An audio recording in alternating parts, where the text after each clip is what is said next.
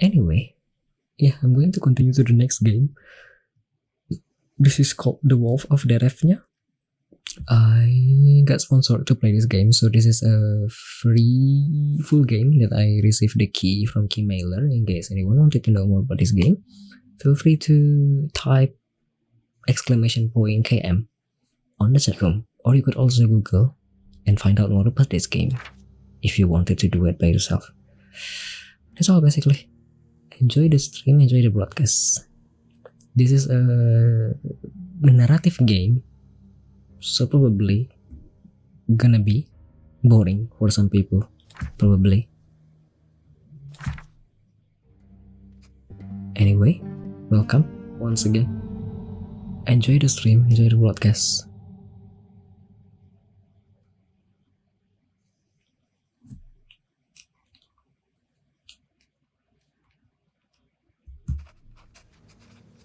Movement in the corner of your eye, a flash of grizzled grey, half concealed by the thorny underbrush. You look up from the path, nothing. It might have been the wind, might have been a startled peasant, but you've learned to trust your instincts, and the prickling at the back of your neck says woof.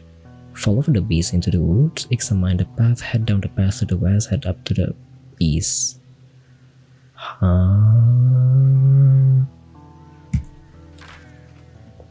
Wheel ruts, shallow but still distinguishable, a half-rotten plank fallen from some wagon long ago, a lost glove, traces of humanity. How strange that you once lived among these things. Wes? It's Tristin here, a vague unease gnaws at the back of your mind as you walk. This path or village must be near. The thought of them going about the ordinary tasks of early autumn, milking cows, mowing hay, kneading bread, fills you with reluctance. You aren't sure if you are ready to face humanity. Head east instead, head to the woods in search of the beast. Loh kok lawak ya? Kan masuk ya? Kalau belok ke arah west, ke arah kiri kan? Ketemu ini. Kok bukan lanjut ke dalam? Your hand on the hill of your sword, you slip into the bushes, your best shoes noiseless on the moss. You reach the clearing where you spotted movement. Nothing, not so much as a squirrel. Examine the clearing. You kneel and look over the leaf, litter with the eye of long experience. Not a footprint, not a tuft of fur. But wait, here on this older sapling, some snapped twigs. Something has been that way. You creep through the forest, alert for any hint of a beast on the prowl. Perhaps this is why you don't see the patch of leaves artfully placed on the ground. Perhaps you simply are accustomed to looking for the work of human hands. You jump back as the trap springs. It doesn't catch your foot, but its jaws snap onto the side of your calf, biting deep through the skins you wear. Pain spangles your vision with spots of light. You stagger to one knee and grab your leg. Your hands immediately slick with blood. Examine the wound.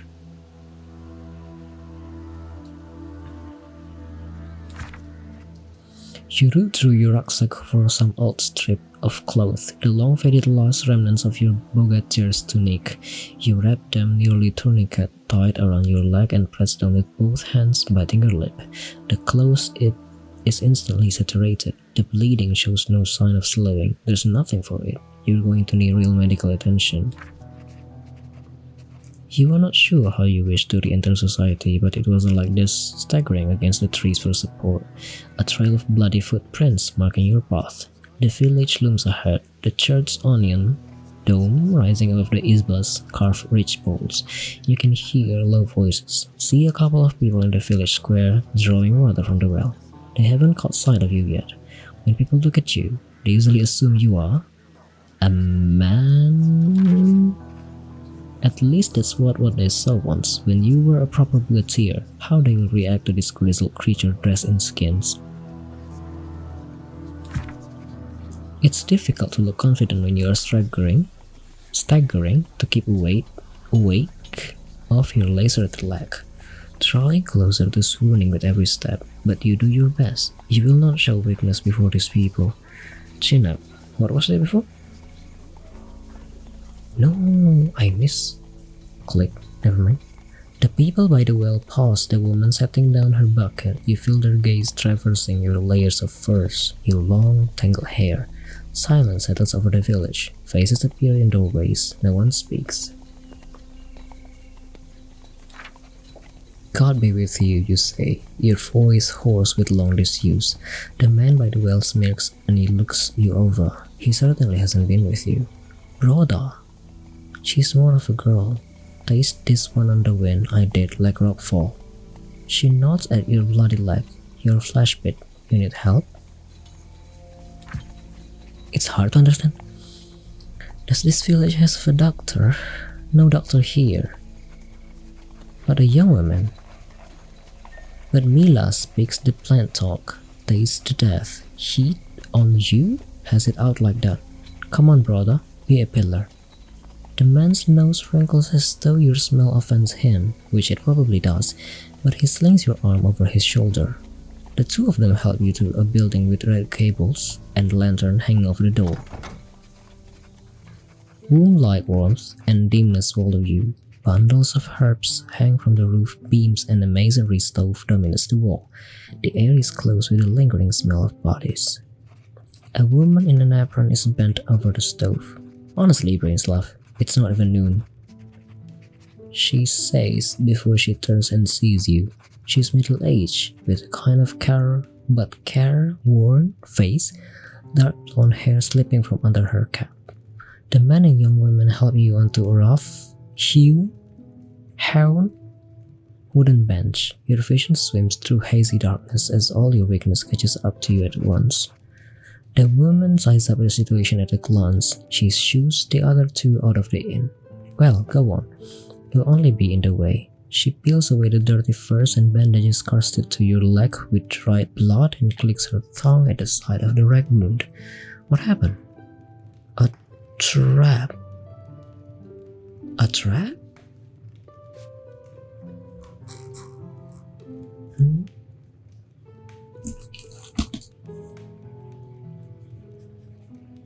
There's this tweak before called the trap.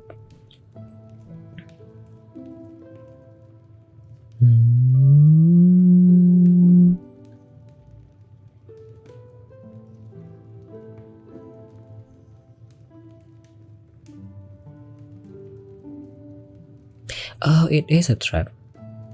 You jump back as the trap springs. It doesn't catch your foot, but its jaws snap onto the side of your calf, biting deep through the skins you wear. Susah ya bahasanya, a trap.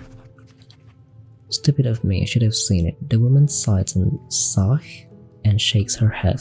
That's Branislav. I'm always telling him that he sets his trap too close to the village.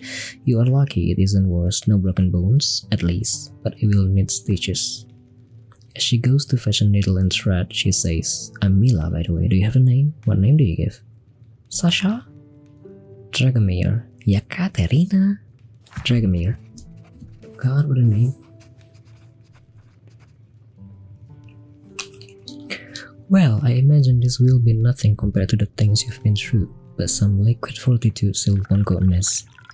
She pours you a wooden cup of medofuka. It's sweet and cloying on your tongue, the taste of the eve of battle. Groggy and half-conscious from lost blood, you hardly feel as Mila stitches you up and wraps your leg with poultice. This is hard to understand. And just finished, she helps you onto the top of the stove, which is covered in rugs and warms as a horse flank. You vaguely feel her unbuckling something from your side, your sword. She takes your sword. What was that? My god, so fast. What was that before? She takes your sword. For the first time in years, you are defenseless. You curl up in the pile of rugs and fall asleep as weak as a child. You awaken to the rich aroma of stewing meat. Mila is at the table below, mincing herbs and humming to herself. Mila looks up. You must be famished. It will take you a few days to recover your strength.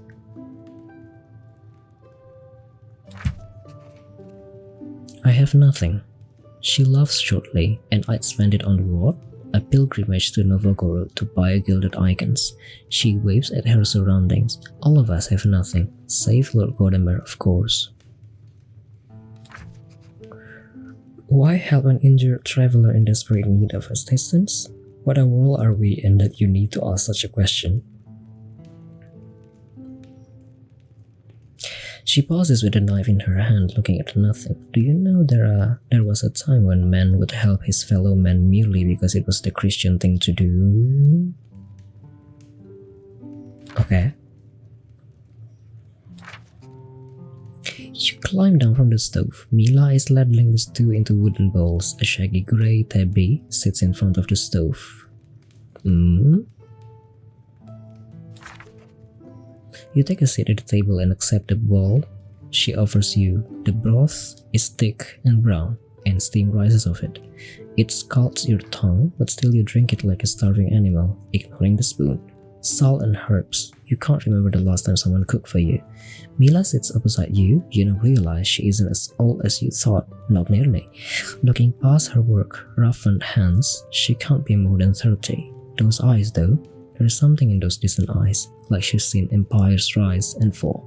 So where are you from? Where am I from? I don't know. Where am I from? North?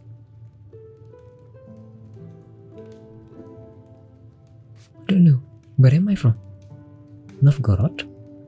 North? Oh. You've been out here on your own all this time? Yes. At least not the whole truth, but the real story is something you cannot yet face even in your own mind. Mila rests her cheek on one hand. How could you survive for so long by yourself?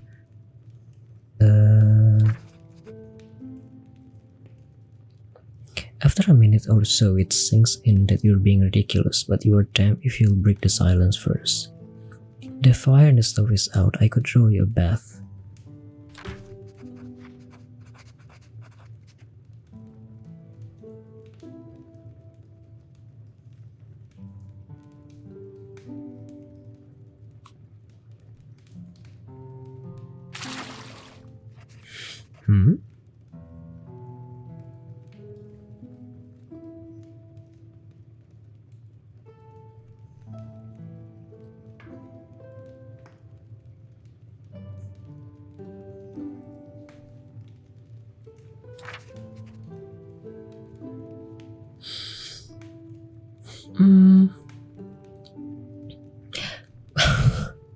This is probably me being too pessimistic, but I am currently feeling suspicious toward this person.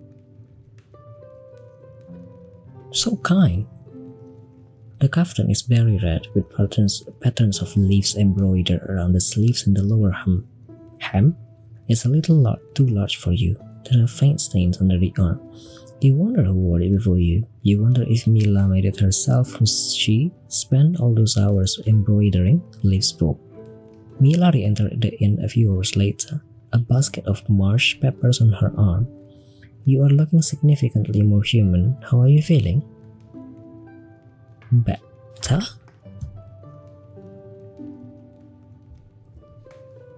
You finger the hem of the kaftan. A tear has been mended. Did you do this? Oh, this is a little private joke. Everything is improved by adding a firebird.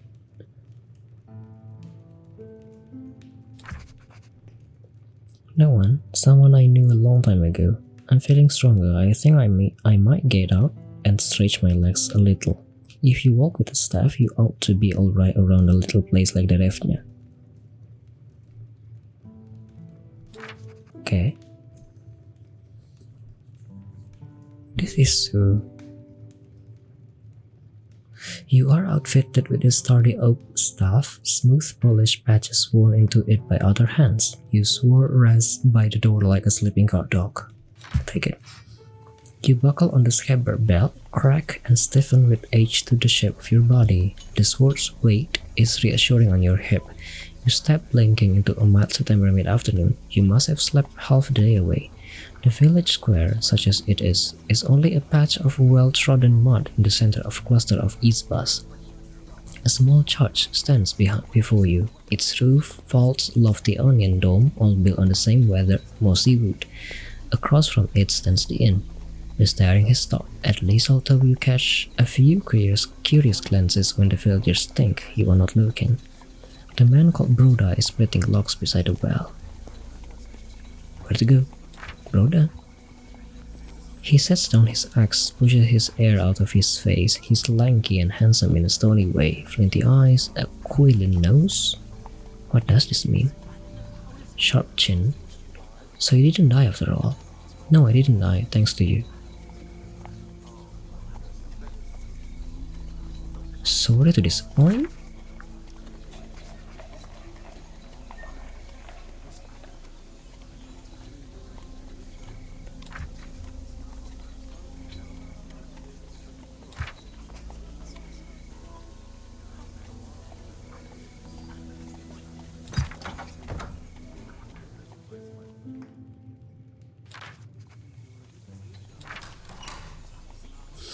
The nave of the church is rich with the scent of incense. The walls are rough planks, but the iconostasis is gilt and covered in lovingly rendered portraits of the saints.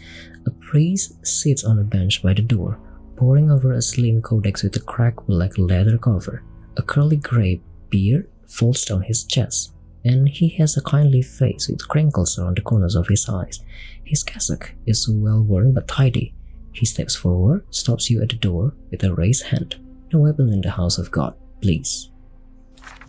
La la la. Why la la la?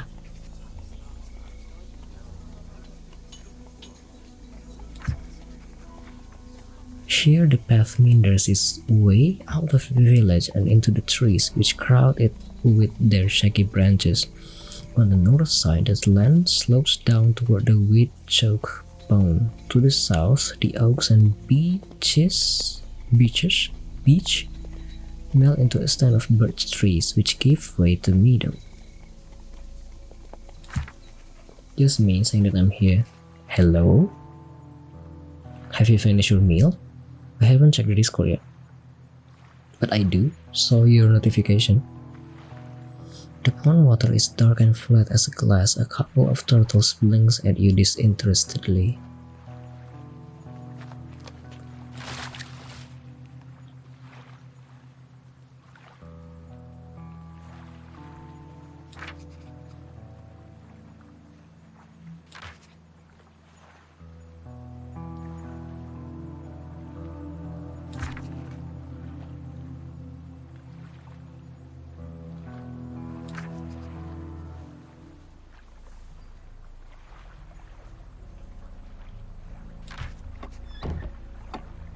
I did and sent a picture. Yeah, I saw you send a picture and description on your Discord channel and also on my sub server, but I haven't checked the Discord yet. Also, my body is starting to feel not well again. Don't know. Tomorrow I'm probably going to order something.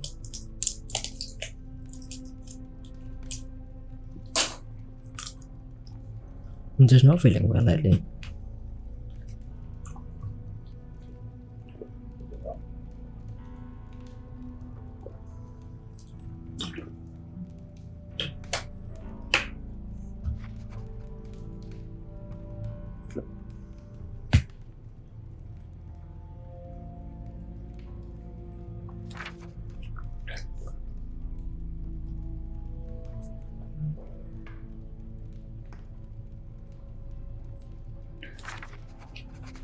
Body not tasty. Yeah, I don't know why. Probably too much thoughts in my mind. Overthinking, but don't know. Tomorrow I'm going to order something, some food from the market.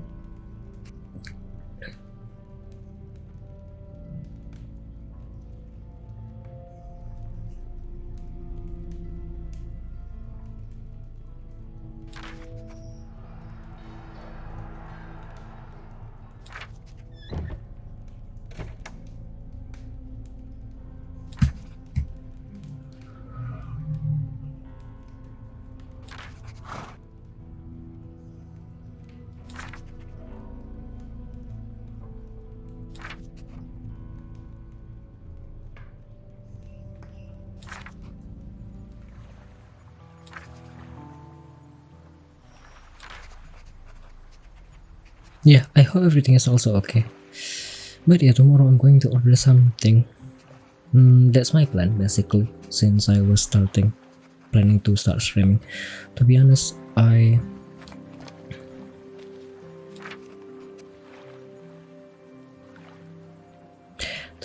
yeah, since yesterday is Sunday, right? This is Tuesday, but yeah, the other day, I basically sleep for like 14 hours, and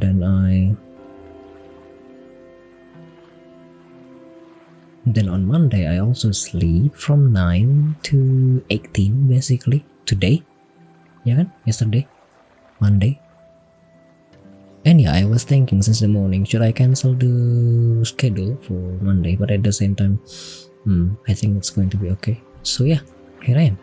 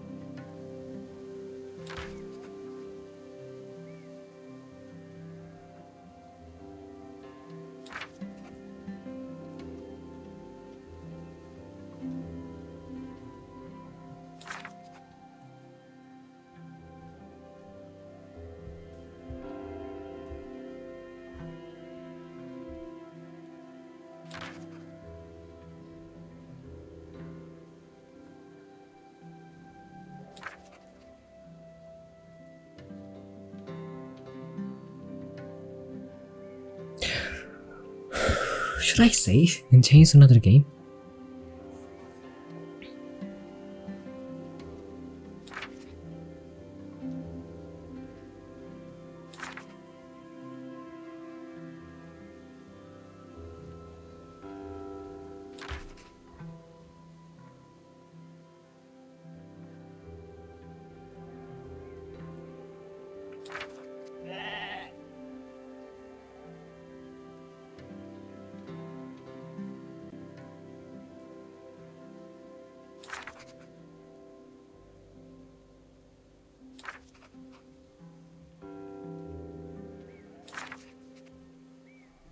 Okay, let's save the progress here.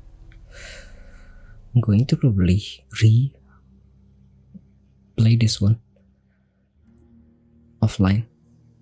It's hard to follow the storyline. Not the storyline, more like the conversation. How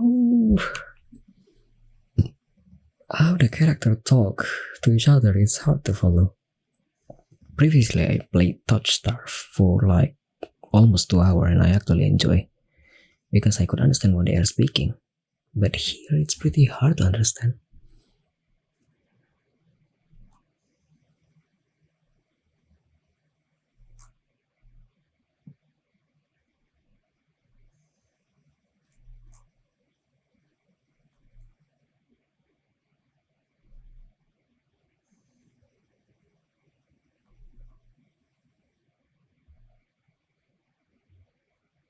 Hmm. Okay. Kinda curious, but never mind.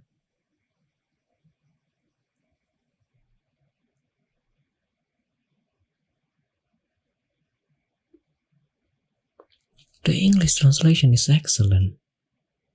Hmm. Really? It's to be honest, it's hard to actually make out what they are actually saying. The only conversation that I actually could understand well was the conversation between me and Mila. Aside from that, it's hard to follow. But probably it's just my English. Probably my English is not that bad. It's not that good. Hence why it felt hard to continue. probably.